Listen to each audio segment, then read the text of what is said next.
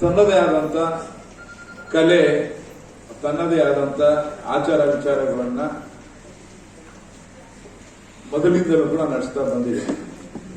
ಆದರೆ ದೊಡ್ಡ ಸಮುದಾಯಕ್ಕೆ ಸಿಕ್ಕಂತ ಗೌರವ ಸಣ್ಣ ಸಮುದಾಯಕ್ಕೆ ಸಿಗ್ತಾ ಇಲ್ಲ. ಕಾರಣ, ನಾವು ವಿದ್ಯಾವಂತರು ಮಾಡೋದಕ್ಕೆ ಹೆಚ್ಚಿನ ಪ್ರಯತ್ನಗಳು ಮಾಡಲಿಲ್ಲ. ನಮಗೆ ನಮ್ಮ ಎಲ್ಲ ದೊಡ್ಡ ದೇವರು ಅಂದ್ರೆ ಬಾಬಾ ಸಾಹೇಬ್ ಅಂಬೇಡ್ಕರ್ ಅವರು.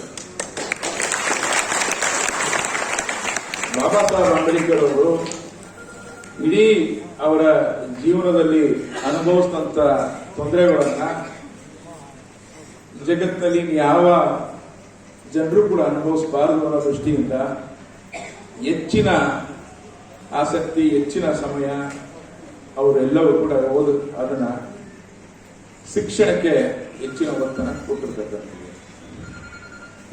ಈಗ ತಾನೇ ಸ್ನೇಹಿತರಾದ ದೊಡ್ಡಮನೆಯವರು ಹೇಳಿದ್ರು, ನಮಗೆ